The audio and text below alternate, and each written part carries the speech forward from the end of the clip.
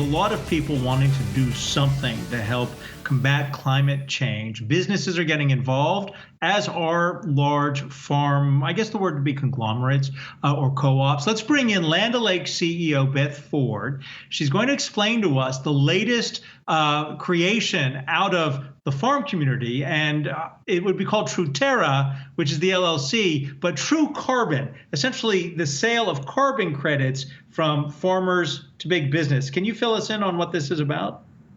Sure. Our Truterra business is we are a farmer-owned cooperative. We're a 100-year-old business owned by farmers, and we continue to have farmer ownership. So this starts at the farm. As you say, there are a lot of businesses that are trying to get into how can we help with this climate change issue. We're starting right in the farm with the farmers. Our Truterra business leverages our Truterra Insight Engine. You're seeing pictures of this on your screen. And what we're able to do is work with our agronomists right on the farm with a farmer and generate carbon credits. And then we pass that through, we test the soil, and then we pass that through and sell that on the marketplace. In this instance, we have our first buyer, which is Microsoft, which is looking for carbon credits. So it's about the generation. It's using data and analytics to do that. It's also using agronomic expertise. The benefit goes to the farmer who is putting in the work every day, and then we sell this to a company like Microsoft. Beth, you mentioned Microsoft being your first secured buyer. I'm curious just the reception that you have received, and if you're in talks with any other companies in order to secure that second buyer. Yeah, we're early in the stages because we didn't want to launch. Microsoft was launching some of their other work on climate. So we're early in our process, at least for this. Now, we had already partnered with Nori, which wants to be kind of, I guess, the eBay of carbon credit trading. We have already started working with our local retailers. So we have a reverse ownership model where these local retailers we're kind of a co-op of the co-ops. And they're out working with farmers right now to make sure that we have the right number of acres that we can use to develop these carbon credits and then sell it in. We have had tremendous interest. I mean, I've had a number of contacts, as have my team, about interest in this platform, interest in our approach, and then potential for them to engage with us. Is the potential new line of revenue for the individual farmer who might be part of a cooperative, is it large enough to make it worth the while to pursue this? I would imagine with the environmental changes that'll come with the Biden administration, the answer is yes, but you would know better than me. Well, your comment is, I think, spot on. Now, this is something we've been working on for a while, this Truterra Insight Engine, which has over 1 trillion data points.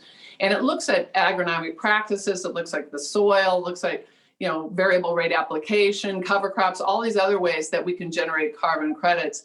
The question you ask is a really good one. What we want to do and what we do with our Truterra Insight Engine, even before this, is make sure that the work that the farmer is doing to become more sustainable is also more profitable. That's important because a farmer we can't just say, hey, everybody put on cover crops, that's going to be good, if they can't afford to do so. So this is about making their operation more resilient, and that is a benefit in and of itself. And thus, when you say, well, is it the money? Is it the $20 a ton or something that you're going to get? Is that a reason why? Well, that's one of the reasons why. Just the fact that they're making their operation more resilient and sustainable, I think, is a big benefit. So that's talking about generating the carbon credits beneficial to farmers. I'm curious also what you want to hear from the Biden administration. We have a new administration right now. How do you think they could better help the farmers, and what do you hope that they prioritize over the next couple of years?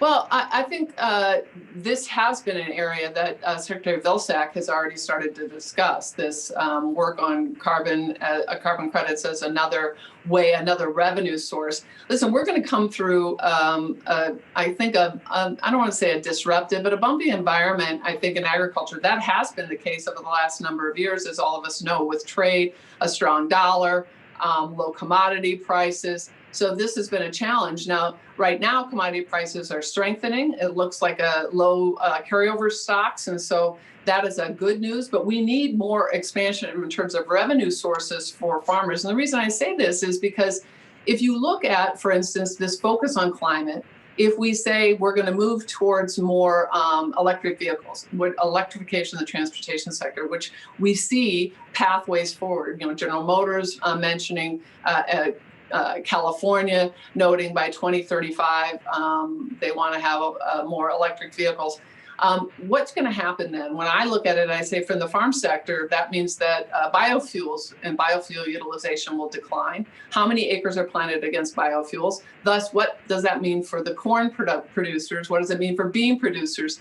So this expansion about having farmers as part of the solution and generating revenue sources to match against this changing dynamic where there's a focus on carbon and carbon credits and on climate change is really important. What I want to see from the administration is some consistency. This is an unstructured pricing environment. This is brand new. This is exciting. Farmers will focus on these areas if they know that there's some consistency to the way that they can invest in their operation.